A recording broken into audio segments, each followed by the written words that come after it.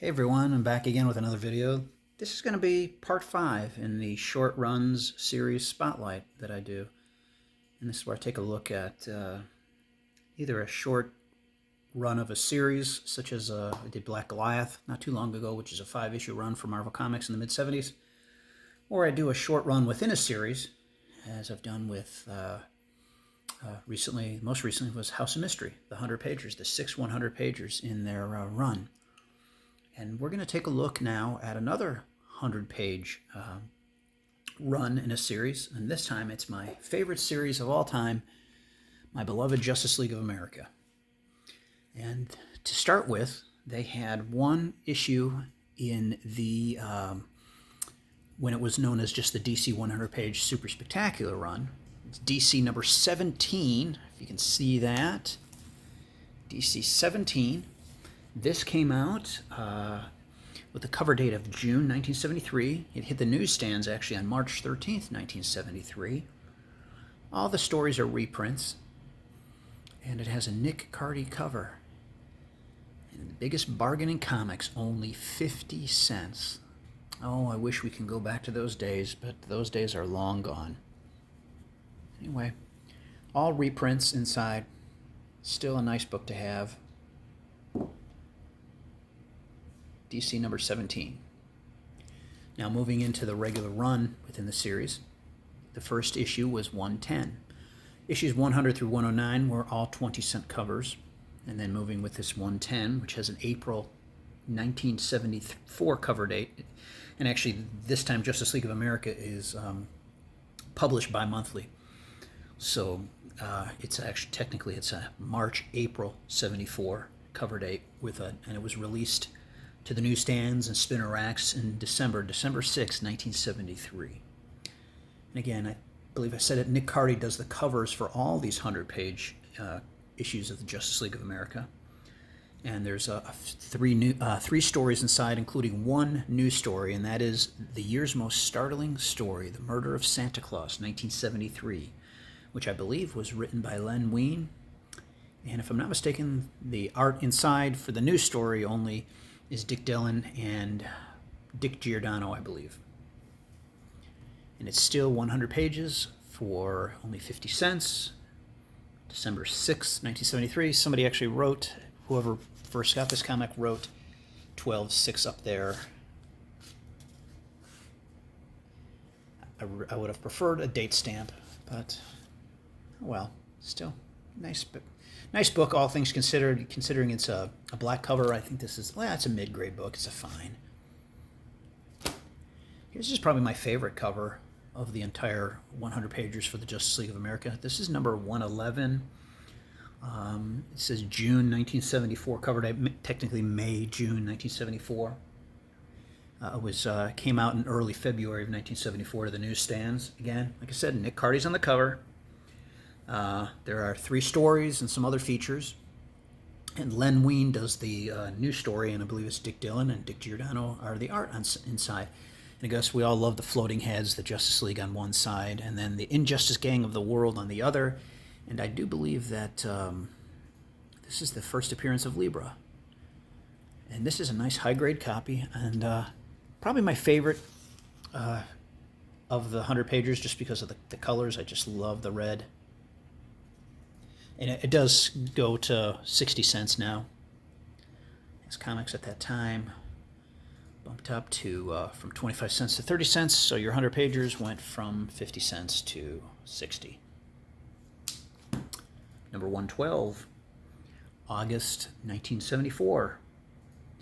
April 2nd, 1974 was the release to the newsstands and spinner racks. Again, Len Wein does the new story. He does the war with the one-man Justice League. The JLA summoned me to save them. Instead, I killed them. And again, the floating heads on the side. Love it. Some reprints. And again, a Nick Cardy cover. You know, with the lighting in here, and plus this is in Mylar, I'm just getting some little glare, and I apologize, but trying to get a closer look. Still a nice looking copy. I like the colors. The spine is not bad on this one. A little, it's hard to tell, but it's a little crimped there. There you see it. Like I think this one was even just really, really nice. No spine split anywhere. That was in this cover, this issue. All right, moving on to number 113. It has an October, technically it's September-October 1974 cover date.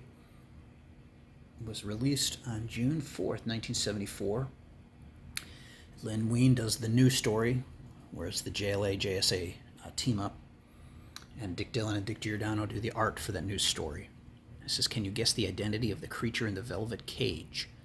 Plus there's some reprints, the story of the Freedom Train. The interesting thing is for this book, I bought a copy of this back when I was up in Georgia from a comic shop in Blue Ridge, Georgia. If you're ever up in Blue Ridge, Georgia, that's northeast Georgia, Mountain Man Comics, nice shop. Has a bunch of back issues upstairs. I bought a nice high-grade copy of this.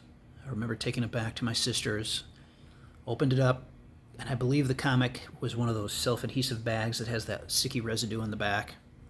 I had the bag down, and I was looking at the comic, and then I set the comic down on the bag, not realizing that I did not seal the comic bag. So the cover was stuck onto the residue, and so when I peeled it back, I peeled back some of the cover. I was not happy at all. I gave that comic away and got this copy instead later on. But not a nice issue. Not a bad spine, all things considered. These were tough to find. The spine's in really nice shape. And again, here comes TV's Super Friends. Now this is a childhood favorite of mine, number 114, because I just remember seeing this one in house ads all the time. Here come TV's Super Friends, here on the yellow, a little different than the other issues. And I always just thought this was cool, and I think this was the first 100-pager that I ever saw for the Justice League of America, and I guess that's another reason it's a childhood favorite. And the main story, the new story, is who is the mystery villain that turned the JLA into cave people. It says Return of Anachronus. And this was the Snapper Carr makes an appearance in here. I was going to say it's his first appearance, but it's his first appearance since Justice League number 77, where he betrayed the Justice League to the Joker,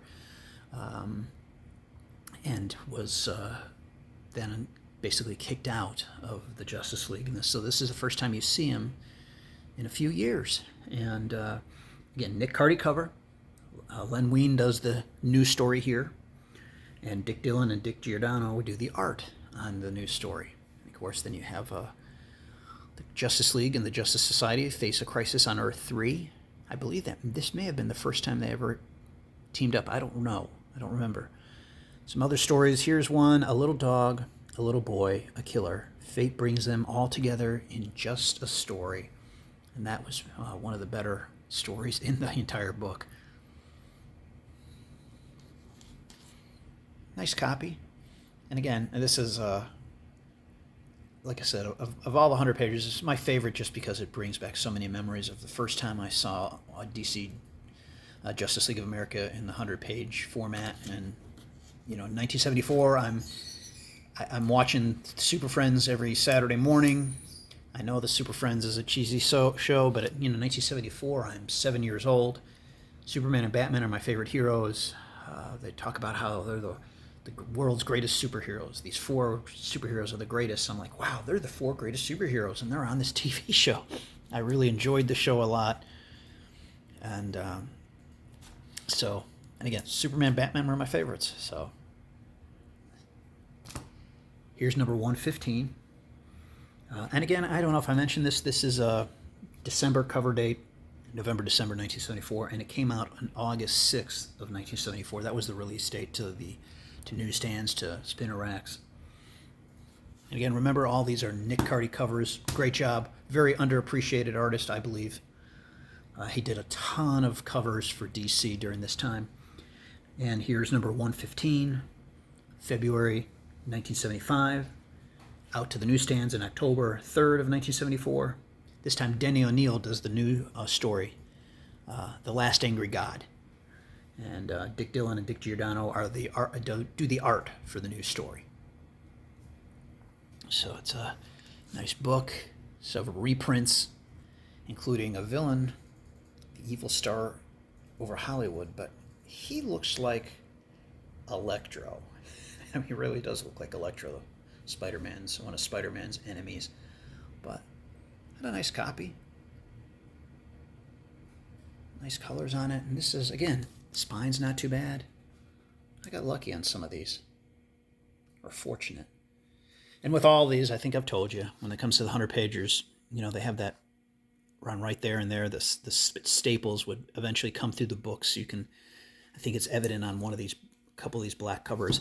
And I put a sheet of paper in there with like a mailing label towards the end, and I put it face down on the staple just to protect it, so maybe it'll prevent the staple from coming through. I do that on all these books. I've told you that before. Here's the last book in the run for the 100-pagers. Number 116, then actually it says March 1975. It was March-April 1975 cover date, and it was released on December 5th of 1974. This time for the new story, which features Mattermaster. This is a story done by Cary Bates, and then Dick Dillon and Dick Giordano do the art on this. But again, probably one of the best stories in here is another Just a Story. The first appearance of Johnny Peril in Just a Story, and that was a very good one as well. So both of the ones that featured Just a Story, which is this one, number 116, and then the one in 114, are some of the best stories in these books. And a good way to have a full, I'm sure there's online, you could get a full checklist of all the 100-pagers that DC did. I found this is maybe my best source. And this is a back issue from Tomorrow's Publications, issue number 81 from July of 2015. It was their tribute to the DC's 100-page Super Spectaculars.